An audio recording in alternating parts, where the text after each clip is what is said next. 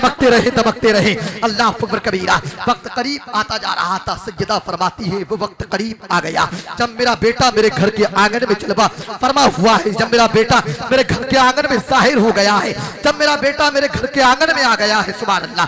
कहती वक्त करीब आया, लेकिन अंदाज क्या है? इमाम जलालुद्दीन सूती और मदारिजुन नबुव्वा में शेख अब्दुल हक मुहद्दिस देहलवी लिखते हैं, लोगों सुनो, वक्त ऐसा और मामलात ऐसे हैं कि पैगंबर आज़म अलैहिस्सलातु व तस्लीम कोई आम इंसान की तरह तशरीफ लेकर के नहीं आए हैं, किसी आम दुनिया वाले की तरह तशरीफ लेकर के नहीं आए हैं, बल्कि फरमाते हैं तमाम तारीख नवीस और रावियात इस बात पर मुत्तफिक हैं लोगों कि नबी की माँ की करामत तो देखो, नबी की माँ का मामला तो देखो। जब मुस्तफ़ा आएंगे तो पूरा मदीना, पूरा मक्का नूर से मुनव्वर हो गया है। और खुद कहती मैंने मुल्क शाम की गलियों में टहलने वाले ऊँटों के गले में जो कलादे पड़े हुए थे उन कलादों को देखा है। अल्लामा हुजूर सैयदी सरकार जमीलुल कादरी अलैहिर्रहमा फरमाते हैं, रोशनी में आमना ने जिनकी देखा मुल्क शाम, वाह वाह क्या चांद निकला, अस्सलातु वस्सलाम, वाह वाह क्या चांद निकला, अस्सलातु वस्सलाम। कहती वक्त करीब आ गया कि बेटा इस जमीन पर आ चुका है, लेकिन लोगों तवज्जो और गौर फिक्र करने की बात है। फरमाती है जब मेरे आगोश में मुस्तफ़ा आ गए थे,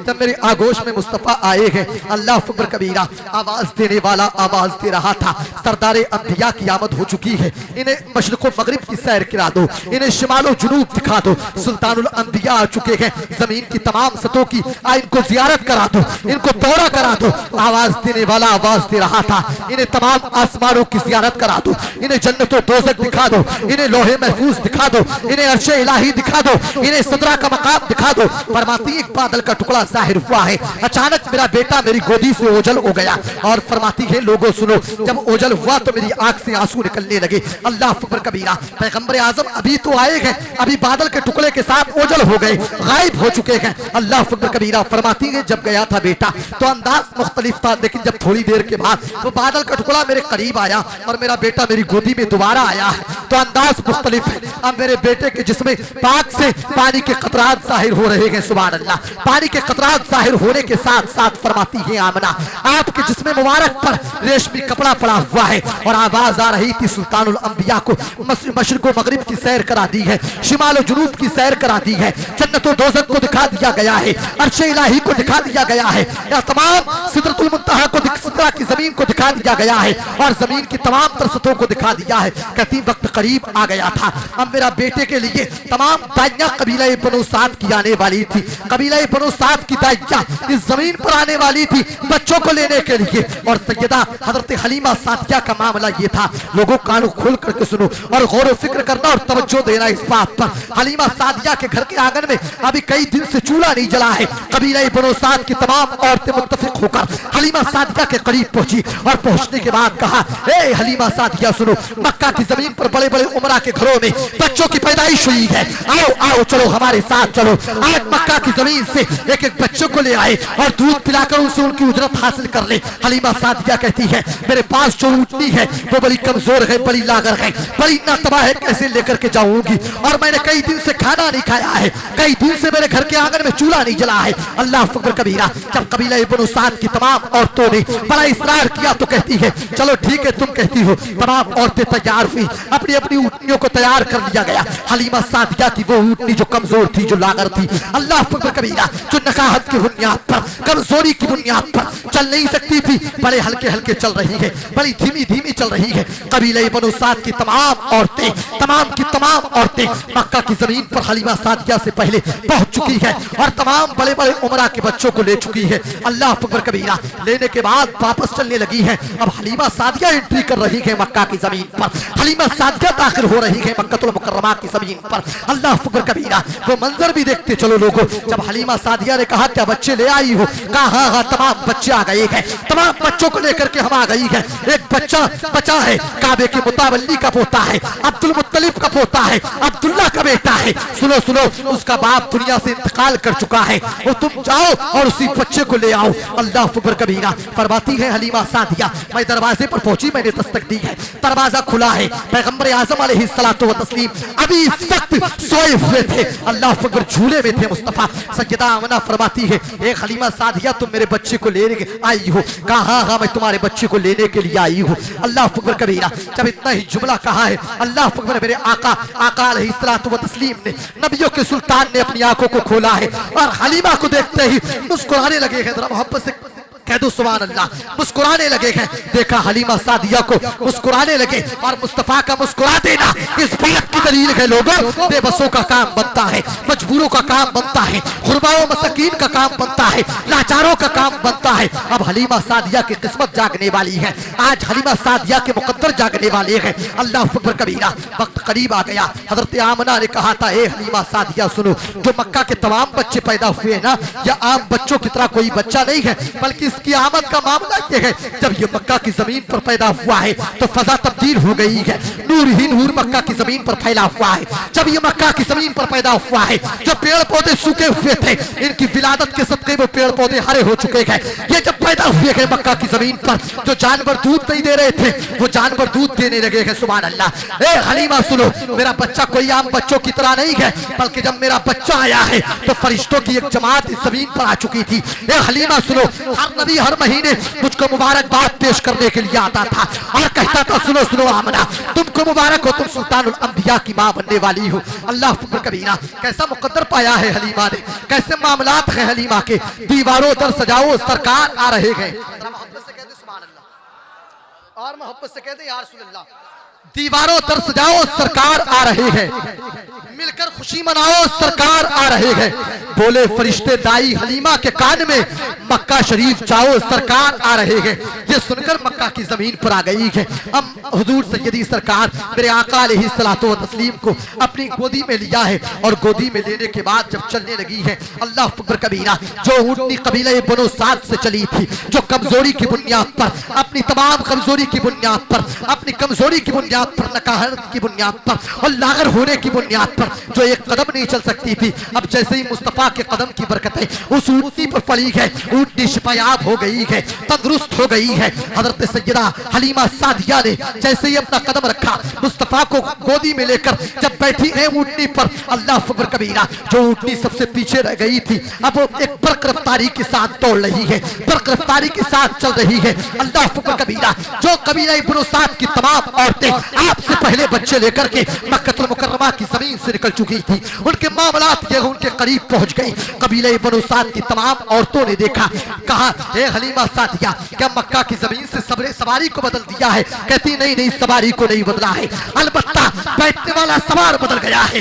ये मोहम्मद इब्ने अब्दुल्ला के कदम की बरकतें हैं, जो ऊँटनी मेरी शिफायाब हो गई है और इतनी तेज चल रही है। कहती हलीमा सादिया, लोगों मेरा बयान भी सुन लो और मेरे जुमले भी सुन लो। कहती जिस पहाड़ के करीब से निकलती थी, पहाड़ से आवाजें आती थी, सुल्तानुल अंबिया आ गए हैं, जिनका इंतजार एक सदियों से हम कर रहे थे, वो आ गए हैं, उनकी ज़ियारत कर लो। कहती अगर मैं जंगल के करीब से गुजरती तो जंगल के दरिंदे बाहर निकल के आ जाते, जंगल के परिंदे बाहर निकल के आ जाते और आवाजें बुलंद होती, सुल्तानुल अंबिया जा रहे हैं, रहमतुल लिल आलमीन जा रहे हैं, इनकी ज़ियारत कर लो। हलीमा सादिया फरमाती है, मैं दरिया के करीब से गुजरी तो समंदर से आवाज, दरिया से आवाज आ रही है, मछलियां आवाज दे रही है, अल्लाह के नबी तुम पर सलामती हो, अल्लाह के नबी तुम पर सलामती हो। अल्लाह अकबर कबीरा। पैगंबर आए हैं, जमाने में इनकलाब आया है, मेरे आका अलैहिस्सलातु व तस्लीम आए हैं, जमाने में इनकलाब आ गया है। 32 करोड़ माबूदाने बातिला की इबादत इस जमीन पर की जाती थी, लेकिन मुस्तफा का किरदार तो देखो, मुस्तफा की जिंदगी तो देखो, मुस्तफा के मामलात तो देखो। मेरे आका अलैहिस्सलातु व तस्लीम ने 40 साल तक लोगों को अपनी मोहब्बत का गर्विदा किया है, अपनी हक्कानियत की दलील देते हुए लोगों को अपने करीब किया है और अपनी सदाकत पर अपने तमाम पर दुश्मनों को भी गवाह बनाया है। आज मुसलमानों का किरदार देखो, आज मुसलमानों के हालात देखो। मैं 2 जुमलों में आपसे एक बात करना चाहता हूँ। आज फितना इर्तिदाद बड़े जोर शोर पर है। आज हमारी बेटियां, आज हमारी बहनें, आज हमारी बेटियां कॉलेजों में पढ़ती हैं, तमाम यूनिवर्सिटीज में पढ़ती हैं और पढ़ने के बाद कभी हमने उनकी तलाशी नहीं ली, कभी उनके मामलात को चेक करके नहीं देखा। अरे मेरी बेटी, तू जाती है तो किसके साथ जाती है, तू जाती है तो किसके साथ बैठती है, तेरा वक्त कहाँ गुजरता है? अगर वो रात के 12 बजे भी आती है, रात के 10 बजे भी आती है, तो उससे कोई सवाल करने वाला नहीं है। आखिर कौन सी ऐसी वजह है जो सवाल करने वाला नहीं है? मेरे आका इस जमीन पर आए थे तो बेटियों को इंसाफ दिलाने के लिए आए गए, बेटियों को उनका हक दिलाने के लिए आए गए। लेकिन आज फितना इर्तिदाद जोर पर और हमारी बच्चियों को गैर लोग अपनी एक साजिश के तहत उन्हें अपनी मोहब्बत के जाल में गिरफ्तार करके उनसे शादी करने के बाद उन्हें या तो मार के फेंक देते हैं या उसके माँ बाप के हवाले कर देते हैं। इज्जत व आबरू भी जाती है। लेकिन मुझे इब्ने आसिम की वो बात याद आती है, पैगंबर के कदम के करीब बैठे हुए थे। बात समझ में आ रही? सुन रहे? खत्म कर दे, बोले जरा बुलंद आवाज में कह दें लब्बैक या रसूल अल्लाह।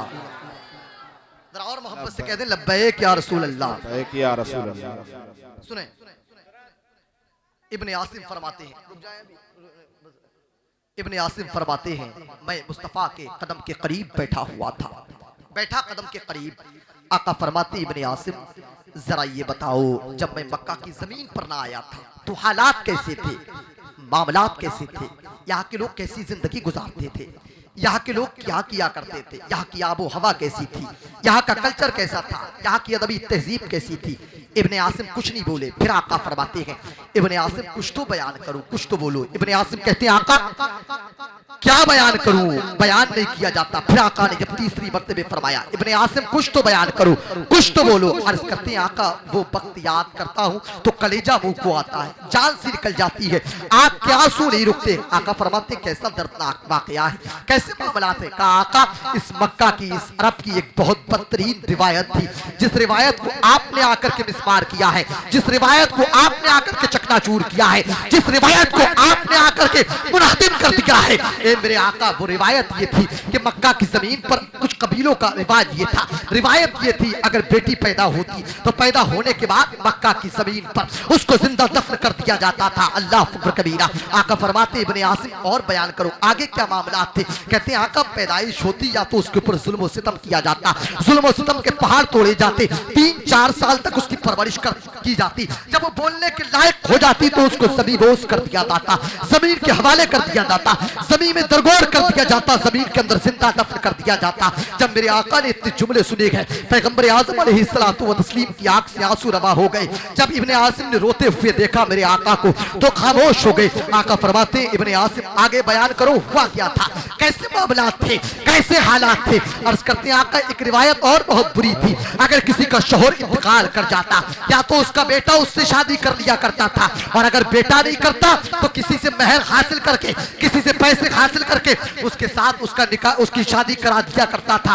और ये भी नहीं करता तो मक्का से निकल के एक मकान तामीर किया जाता, उस कोठरी के अंदर उसको बंद कर दिया जाता, और आका अगर वो बच भी जाती तो उसको निकाल करके जमीन से उसका चेहरा काला करने के बाद पूरे मक्का की जमीन पर घुमाया जाता। मेरे आका ने जब सुना इसी निजाम को बदलने के लिए तो मुस्तफा आए थे, इसी निजाम को मारने के लिए और खत्म करने के लिए पैगंबर की आमद हुई है इस जमीन पर, इसी निजाम को तब्दील करने के लिए ही तो आका इस जमीन पर आए गए। बेटियों को हक दिलाने उनका आए थे, मुफलिसुल्लाह चार को उनका हक दिलाने पैगंबर आज़म मक्का की जमीन पर पैदा हुए। लोगों तवज्जो करें, जैसे ही इब्ने आसिम खामोश हो गए, फिर आका फरमाते, इब्ने आसिम आगे बयान करो, आगे क्या हुआ था। अर्ज करते हैं, आका क्या बयान करूं, वो मंजर दोहराया नहीं जाता, वो बातें दोहराई नहीं जाती। आका कलेजा मुंह को आता है, ज़बान साथ नहीं देती, लब नहीं हिलते हैं। आका फरमाते, इब्ने आसिम कुछ तो बयान करो, हुआ क्या था, मामलात क्या थे। अर्ज करते हैं, आका मेरे घर के आंगन में 6 बेटियों की पैदाइश हुई, और मक्का के रस्मो रिवाज के मुताबिक एक एक करके मैंने तमाम की तमाम 6 बेटियों को मक्का के रस्मो रिवाज के मुताबिक मक्का की जमीन के अंदर दफन करा दिया, उस मैदान में दफन करा दिया था जहां मक्का की तमाम बेटियां दफन की जाती थी। आका फरमाते, आगे बयान करो, आगे क्या हुआ था। अर्ज किया, आका वो वक्त करीब आया जब मेरी बीबी 7वीं बार उम्मीद से हुई मेरे घर के आंगन में, फिर एक खुशी आने वाली थी, फिर एक चिराग रोशन होने वाला था। तो कहा आका ने, फिर क्या हुआ, आगे बयान करो, आगे बोलो। अर्ज किया, आका क्या बताऊं, मैं किसी काम की बुनियाद पर, तिजारत की बुनियाद पर घर से निकलना चाहता था। एक तवील अरसे के बाद वापसी घर होती मेरी, लेकिन मामलात ये थे आका, मैंने अपनी बीबी को वसीयत की और उससे कहा, अगर वक्त आ जाए, वक्त करीब आ जाए कि तुम्हारे घर के आंगन में बेटी की पैदाइश हो तो मक्का के रस्म रिवाज के मुताबिक उसे पालना, फिर उसकी जमीन के हवाले उसको कर देना, जमीन में जिंदा दफन कर देना। और अगर बेटा जन्म ले तो बेटे की परवरिश करना, बेटे को पालना, बेटे को पढ़ाना लिखाना। अल्लाह अकबर कबीरा। ये वसीयत की थी। इब्ने आसिम ने घर से निकल गए, आका की बारगाह में बैठे हुए ये सारा किस्सा बयान कर रहे हैं, ये सारे मामलात बयान कर रहे हैं। अल्लाह अकबर कबीरा। आका फरमाते, आसिम खामोश क्यों हो गए, आगे तो बोलो, हुआ क्या था। कहते हैं, आका वक्त करीब आ गया जब घर के आंगन में एक बेटी की पैदाइश हुई है। जरा मोहब्बत से कह दे सुभान अल्लाह, सुभान अल्लाह। बहुत नारे तकबीर, नारे रिसालत, नारे गौस, मसला के आला हजरत, मसला के आला हजरत, उलमाने ताजु सरिया कमेटी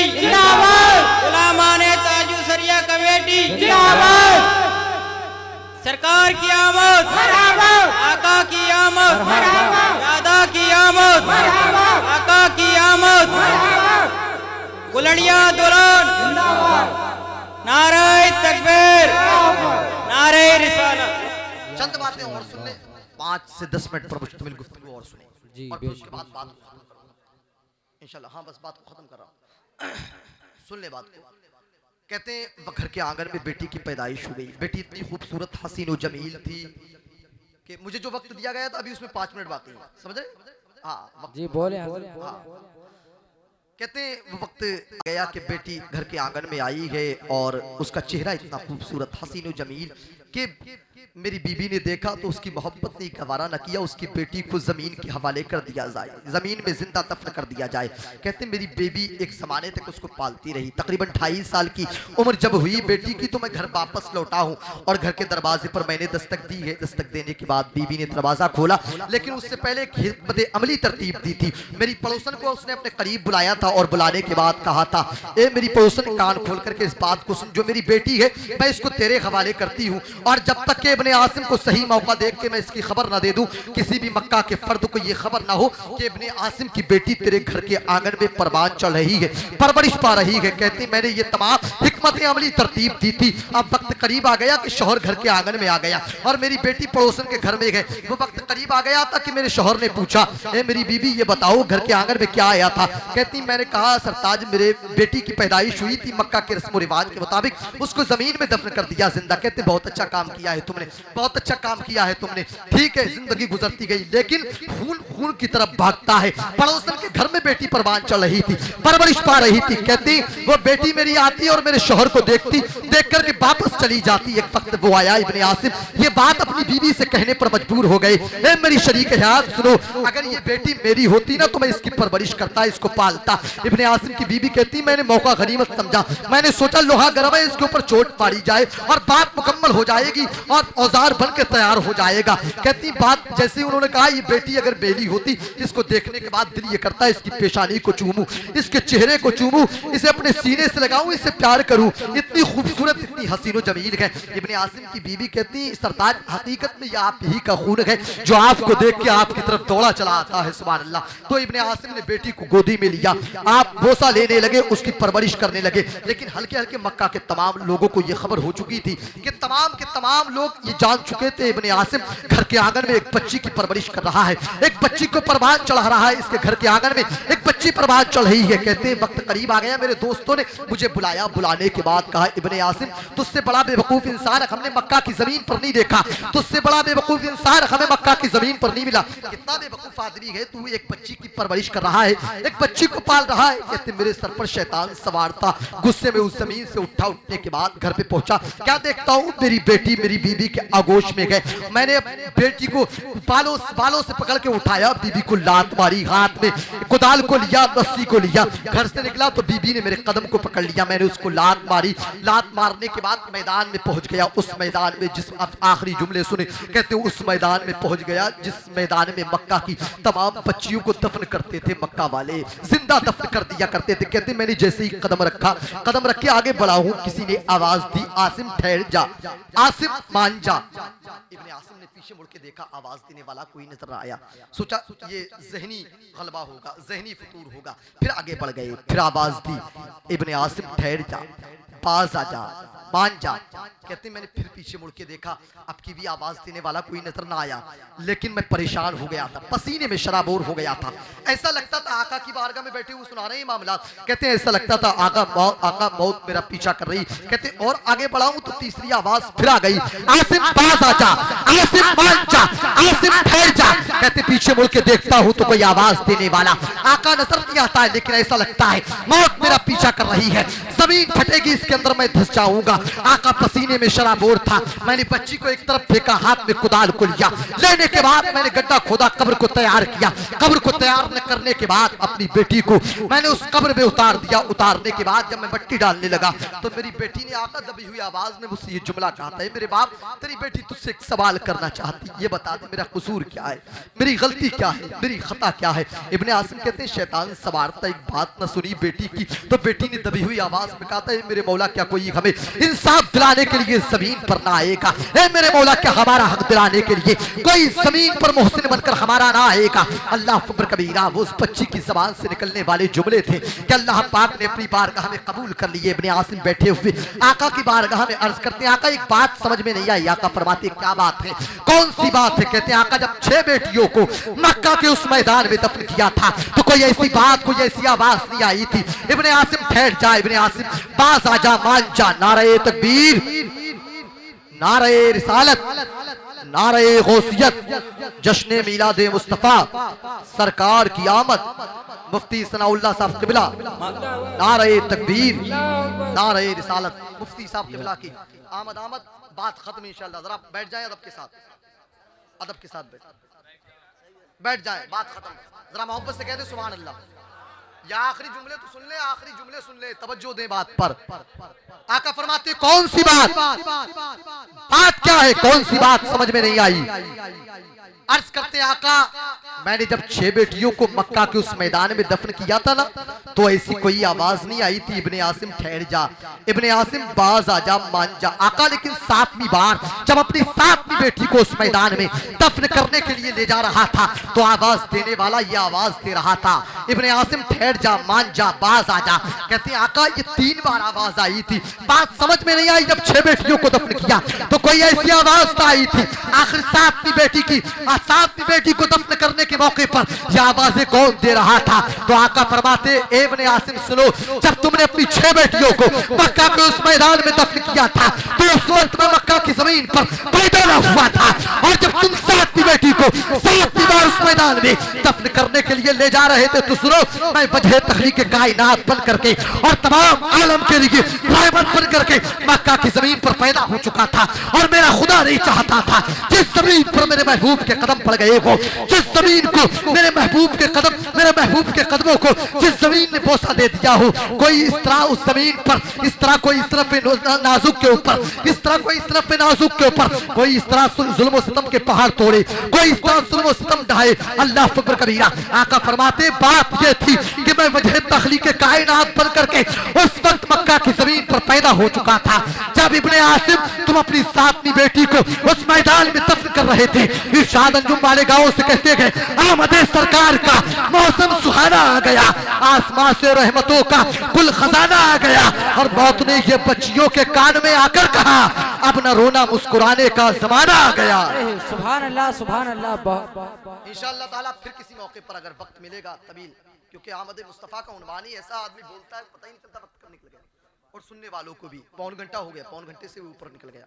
तो दुआ करें अल्लाह पाक हम सबों को सीरत मुस्तफ़ा पर अमल की तौफीक अता फरमाए, सुन्नत मुस्तफ़ा पर अमल की तौफीक अता फरमाए, और अल्लाह पाक हम सबों को नमाज़े पंजगाना अदा करने की तौफीक अता फरमाए। अल्लाह हमारे गुनाहों को माफ़ फरमा दे, अल्लाह हमारी खताओं को दरगुज़र फरमा दे, हमारे वालिदैन के, हमारे आइज़ा व अक़रबा के, हमारे जिंदों के और हमारे मुर्दों के तमाम गुनाहों को रब तआला माफ़ फरमा दे। अल्लाह हम सब की मग़फ़िरत फरमाए, हमारे वालिदैन की मग़फ़िरत फरमाए।